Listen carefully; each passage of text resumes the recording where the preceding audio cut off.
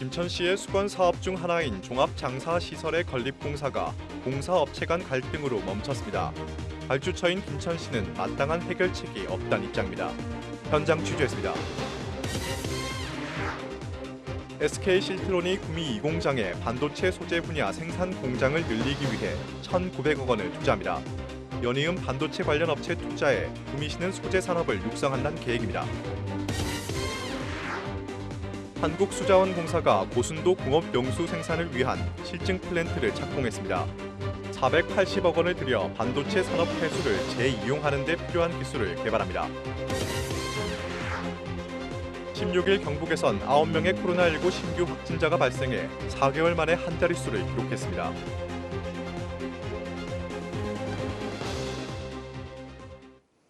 시청자 여러분 안녕하십니까? 뉴스와이드입니다.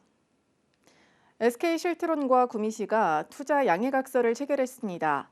SK실트론은 구미 2공장의 반도체 소재 분야 생산 공장의 증설을 위해 1,900억 원을 투자하기로 약속했는데요. 협약식 현장을 오승훈 기자가 직접 다녀왔습니다. 16일 오전 SK실트론과 경북도, 구미시 간 투자 협약식이 열렸습니다. 반도체의 재료가 되는 얇은 원판인 반도체 웨이퍼 생산을 맡고 있는 SK실트론이 구미 공장에 신규 투자를 결정한 겁니다. 이번 협약에 따른 SK실트론의 투자 규모는 약 1,900억 원. SK실트론은 오는 2024년까지 구미 공장에 반도체 웨이퍼 생산 공장을 대규모로 증설할 계획입니다. 공장 증설과 함께 SK실트론은 100명 이상의 신규 인력 채용도 추진할 예정입니다.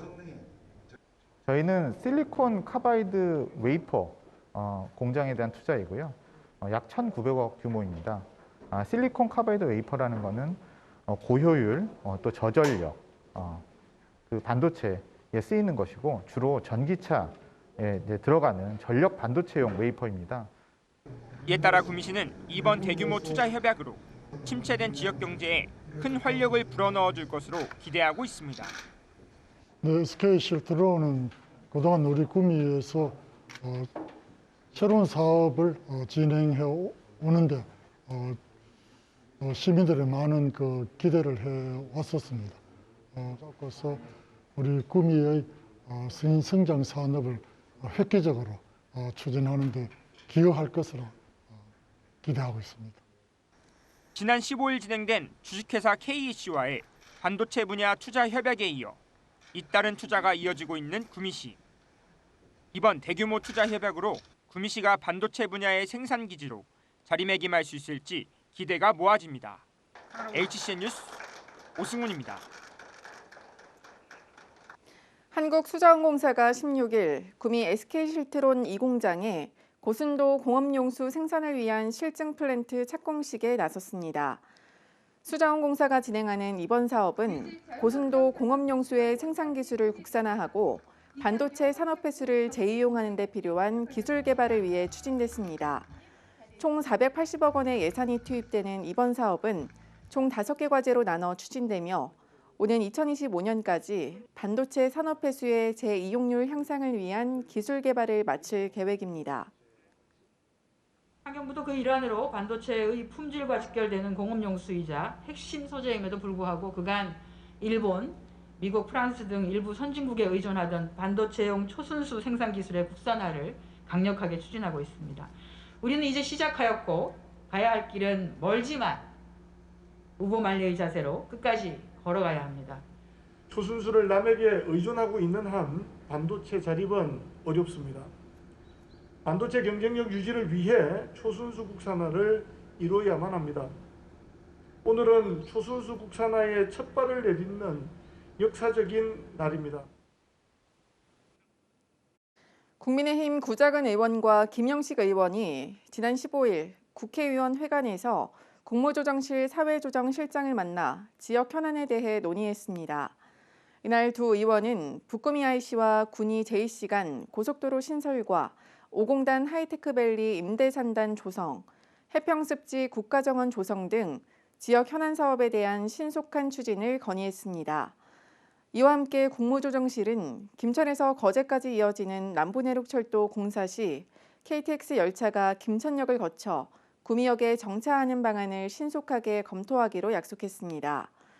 두 의원은 구미 지역 발전을 위해 국무조정실과 관련 정부 부처를 상대로 지역 현안 사업에 대한 조속한 추진을 요청하겠다고 밝혔습니다. 계속해서 코로나19 소식입니다. 16일 0시 기준 경북에서는 9명의 코로나19 신규 확진자가 발생해 4개월 만에 한 자릿수를 기록했습니다. 지역별로는 구미와 성주 각각 2명, 경산 1명 등 모두 6개 시군에서 확진자가 나왔습니다. 확진자 대부분은 기존 확진자의 접촉자가 감염되는 등 산발적 지역 감염이 이어졌습니다.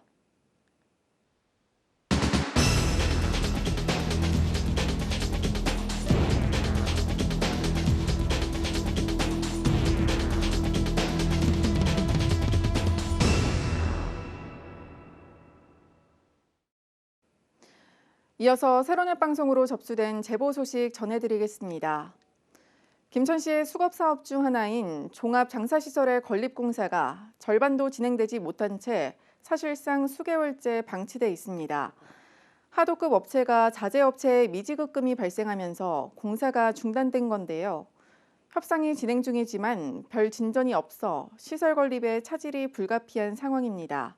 최현철 기자가 보도합니다. 김천시 봉산면에 건립 중인 종합장사시설 공사 현장입니다. 한참 분주해야 할 공사 현장에는 인부도 차량도 보이지 않습니다. 자재들은 방치된 지 오래된 듯 색이 바랬고 현장에는 정적만 감돌고 있습니다. 올해 5월 준공 예정이었던 종합장사시설 건립공사가 돌연 중단된 건 지난 5월부터입니다.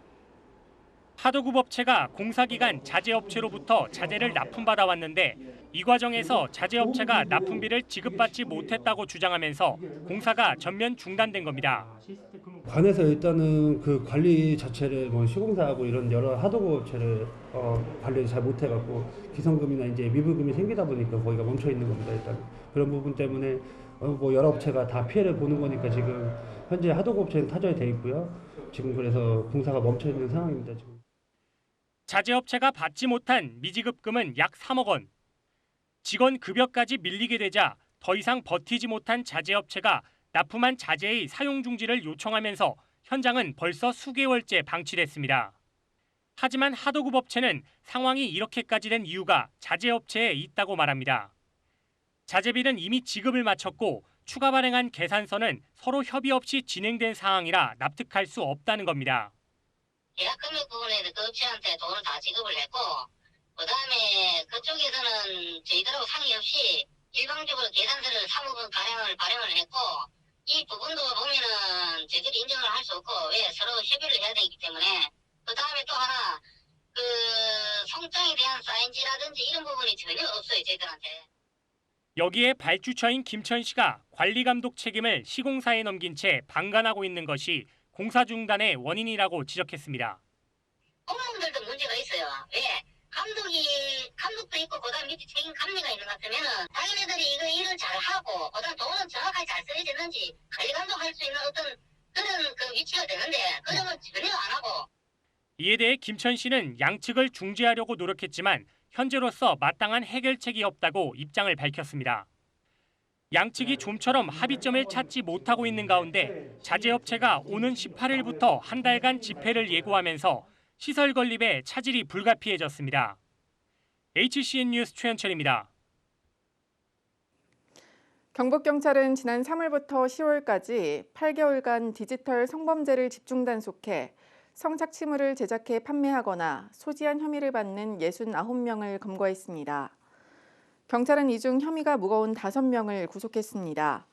적발된 피의자 중 10대가 27명으로 가장 많았고 20대는 25명이었습니다. 고령군이 15일 제1회 군수배 파크골프 대회를 열었습니다. 18홀 규모 대가야 파크골프장에서 열린 이번 대회에는 200여 명이 참가했으며 남녀 개인전과 단체전으로 나눠 진행됐습니다. 고령군은 대가야읍 회천 주변의 축구장 1개 넓이 18홀 규모 두 번째 파크골프장을 내년 5월 개장할 계획입니다. 왕이 한 해 평안을 기원했던 종묘대제가 고령군 대가야 종묘에서 재현됐습니다. 올해 두 번째를 맞는 이번 행사는 코로나19로 최소한의 인원으로 치러졌습니다.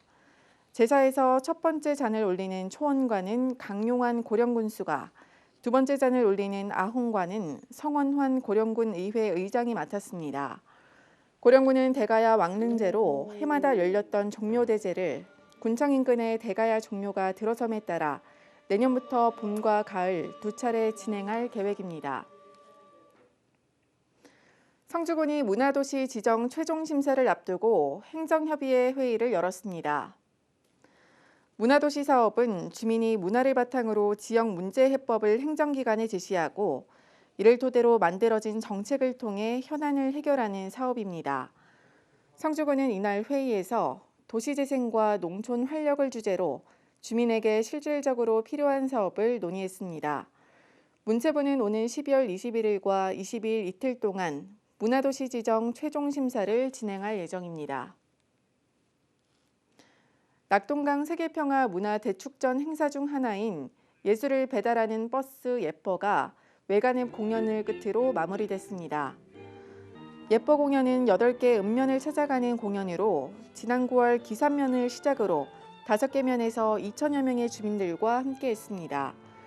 지난달 코로나19 재확산으로 잠시 중단됐으나 단계적 일상회복 시행과 함께 공연을 재개했습니다.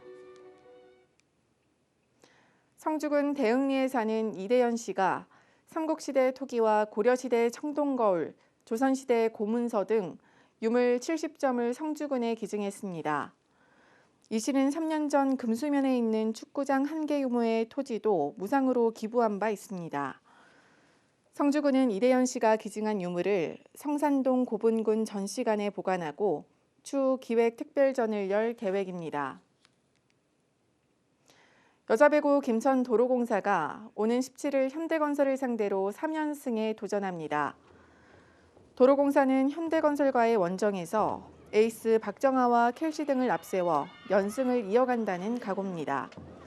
도로공사는 승점 12점으로 리그 4위를 달리고 있으며 3위와의 승점 차는 3점입니다. 이상으로 HCN 세로넷 방송 뉴스와이드를 마칩니다. 시청해주신 여러분 고맙습니다.